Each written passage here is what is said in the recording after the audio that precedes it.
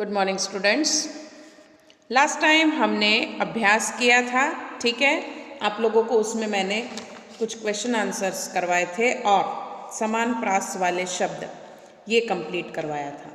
अब आज हम इसके आगे की जो एक्सरसाइज है पेज नंबर 26 के ऊपर है, ठीक है, स्वाध्याय, वो हम कंप्लीट करेंगे। उसके बाद ये जो भावार्थ है उसको कंप्लीट करेंगे, ठीक है। लास्ट टाइम मैंने मुहावरे, शब्दार्थ और कुछ क्वेश्चन आंसर्स करवाए थे कि अगर ये चीज़ें नहीं होती तो क्या होता, इन सब चीज़ों को मैंने समझाया था। अब आज उसी चैप्टर से रिलेटेड कुछ क्वेश्चन आंसर हैं, उसे हम कंप्लीट करेंगे। तो सबसे पहले इसमें स्वाध्याय के अंदर प्रश्नोत्तर है, उसे देखते हैं।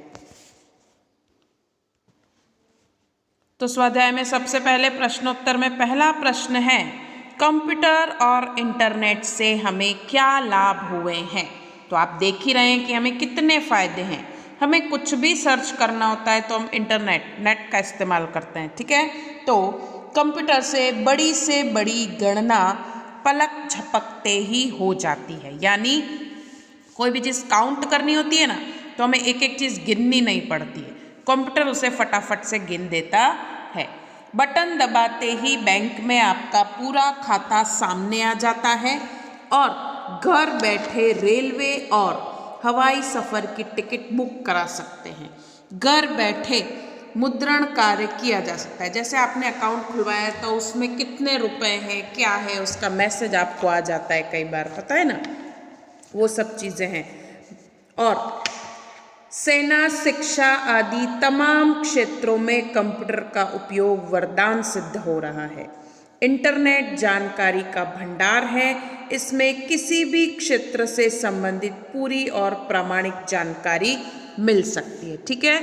अगर हमें कोई चीज़ सर्च करनी है, जैसे हमें कुछ बनाना है या किसी चीज़ को रिपेयर करना है, तो हम जल्दी से गूगल में सर्च करते हैं और उसका आंसर हमें फटाफट से मिल जाता है। तो हमें बहुत सारे फायदे हुए हैं, ठीक है। दूसरा, समय और शक्ति की बचत कैसे होती है। तो जितने भी वैज्ञानिकों ने हमारे लिए उपकरण बनाए हैं, ठीक है, तो कंप्यूटर जैसे वैज्ञानिक उपकरणों के उपयोग से या प्रयोग से समय और शक्ति की बचत होती है। अगर हमारे पास कंप्यूटर नहीं है तो हमारा समय बहुत ज़्यादा जाएगा।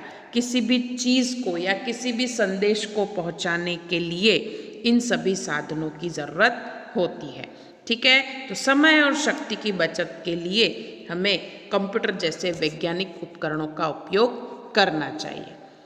तीसरा, किन उपकरणों के माध्यम से संदेश व्यवहार हो सकता है। संदेश व्यवहार यानी कि मैसेज एक से दूसरी जगह तक हम कैसे पहुंचा सकते हैं, ठीक है। तो टेलीफोन, मोबाइल, फैक्स जैसे उपकरणों के माध्यम से संदेश व्यवहार हो सकता है, ठीक है। 3-4 नाम है, एक तो टेलीफोन, मोबाइल और फैक्स। फिर चौथा प्रश्न है, हम धरती पर सुख सुविधाएं कैसे निर्माण करेंगे, ठीक है। तो हम विज्ञान के नए नए उपकरणों का सही उपयोग कर धरती पर सुख सुविधाओं का निर्माण करेंगे। जैसे हमें कितनी सारी चीज़ें, नए नए उपकरण हैं, उनका सही तरीके से अगर हम उपयोग करेंगे तो हम सुख सुविधाओं का निर्माण कर पाएंगे। पांचवा प्रश्न, क्या करने से हम दुनिया में यश पा सकते हैं। तो क्या करने से पा सकते हैं, हम पिछड़ेपन को छोड़कर समय के साथ आगे बढ़े तो दुनिया में यश पा सकते हैं। कुछ लोग क्या होते हैं, पुराने ज़माने के होते हैं, अब तो काफ़ी बदल गए हैं, तो पुराने हिसाब से ही चलते हैं कि नहीं मैं तो इसी हिसाब से चलूँगा। तो दुनिया में जैसे जैसे जिस जिस चीज़ की प्रगति होती है उसके हिसाब से हमें चलना पड़ता है। तो पिछड़ेपन को छोड़कर हमें क्या करना चाहिए, समय के साथ चलना चाहिए, तभी हम आगे दुनिया के साथ चल सकते हैं और दुनिया में यश पा सकते हैं। छठा प्रश्न, तुम्हें विज्ञान का कौन सा आविष्कार सबसे अच्छा लगता है और क्यों। अब आपको इस क्वेश्चन का आंसर देना है कि आपको कौन सा आविष्कार अच्छा लगता है। क्योंकि सबका अलग अलग होगा। किसी को मोबाइल पसंद होगा, किसी को टीवी पसंद होगा, ठीक है, किसी को फ्रिज पसंद होगा, किसी को मिक्सर पसंद होगा। सबकी अपनी अपनी इच्छा है। तो इस क्वेश्चन का आंसर आपको खुद से लिखना है, ठीक है। नेक्स्ट इसमें जो क्वेश्चन है भावार्थ लिखिए, ये वाला क्वेश्चन स्पष्ट कीजिए भावार्थ, ठीक है। इस क्वेश्चन को हम कंप्लीट करेंगे। इसमें क्या समझाने की कोशिश की गई है वो हम देखेंगे, ठीक है। तो पहला जो पंक्ति है, पहली जो पंक्ति है वो ये है कि कंप्यूटर की क्रांति आ गई। क्या आ गई? कंप्यूटर की क्रांति आ गई, इंटरनेट की परछाई, अधर अधर पर खुशहाली की गंगा यमुना लहराई, बच्चे नई सदी के बोले दूनी अपनी शान की, ठीक है। तो इसमें क्या समझाने की कोशिश की गई है कि मोबाइल पर कंप्यूटर के कारण जीवन में बदलाव आ गया है, ठीक है। इंटरनेट सबको सुख दे रहा है, इसके उपयोग से सबके होठों पर ऐसी मुस्कानें हैं जैसे उन पर खुशियों की गंगा जमुना लहरा रही हो। इस नई सदी के बच्चे यानी पिछली सदी के बच्चों की अपेक्षा अभी के जो बच्चे हैं वो दूने गर्व से यानी दुगने गर्व से बात कर रहे हैं। मोबाइल पे हम बात करते हैं ना तो हमें बहुत मज़ा आता है, ठीक है। हमारे पास मोबाइल होता है तो हमें ऐसा लगता है जैसे क्या मिल गया हमको, और उसमें हमें कुछ भी सर्च करना हो तो आसानी से सर्च कर सकते हैं, और जब हमें वो चीज़ मिल जाती है तो हमें बहुत ही खुशी होती है, ठीक है। दूसरा इसमें जो है वो ये है, चले समय के साथ तभी तो दुनिया में यश पाएंगे, इस वसुधा पर स्वर्ण सवेरा निज प्रयास से लाएंगे, फिर करनी शुरुआत सभी को मानवता के गान की। तो इस समय क्या है, समय के साथ चलेंगे ना तो ही दुनिया में हम यश पा सकेंगे।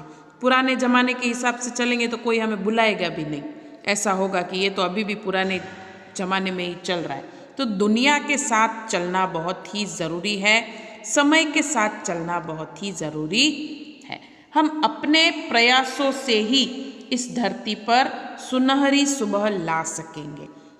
जो भी करना है हमें ही करना है, कोई भी खोज करनी है तो वो भी हमें ही करनी है। उसके लिए क्या करना पड़ेगा, हमें थोड़ा परिश्रम करना पड़ेगा, और उसके लिए हमें खुद ही प्रयास करना पड़ेगा ताकि हम अच्छा सवेरा ला सकें। फिर हमें मानवता के गीतों की फिर से शुरुआत करनी है, ठीक है। फिर करनी शुरुआत सभी को मानवता के गान की। तो मानवता के जो गीत हैं वो भी हमें फिर से शुरू करने हैं। इन पंक्तियों का भावार्थ यही है। आप इन पंक्तियों के भावार्थ को अपनी हिंदी की नोटबुक में लिखेंगे।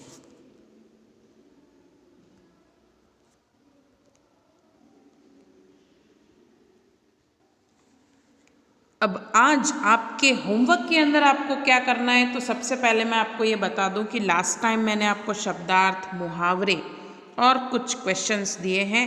आज ये जो क्वेश्चंस आपको स्क्रीन के ऊपर दिखाई दे रहे हैं, इन क्वेश्चन के आंसर आपको आपकी हिंदी की नोटबुक में लिखना है। ये जो छठा क्वेश्चन है उसका आंसर आपको ऑन में यानी खुद से लिखना है कि आपको कौन सा आविष्कार सबसे अच्छा लगता है और क्यों लगता है, ठीक है।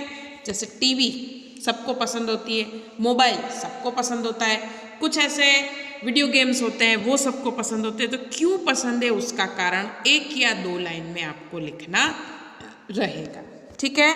नेक्स्ट जो भावार्थ है पंक्तियों का वो आपको हिंदी की नोटबुक में लिखना रहेगा। इसका और इसका दोनों का भावार्थ आपको आपकी हिंदी की नोटबुक में लिखना रहेगा।